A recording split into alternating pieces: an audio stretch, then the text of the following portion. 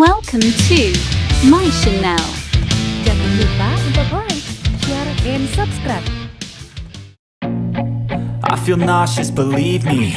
Never had a lot of shit come easy. Had to work hard, struggle just to be me. Had to rise up just so they could see me. Did what I had to do just to feed me. And what was left over I put towards my dreaming.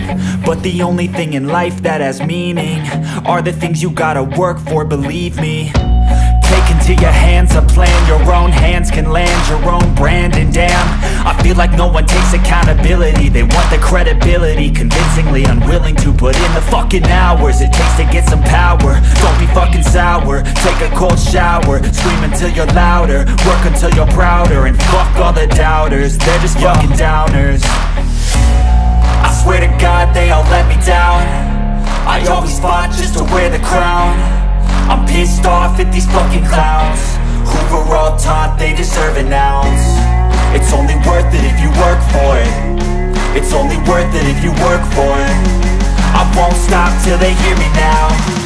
I won't stop till I wear the crown.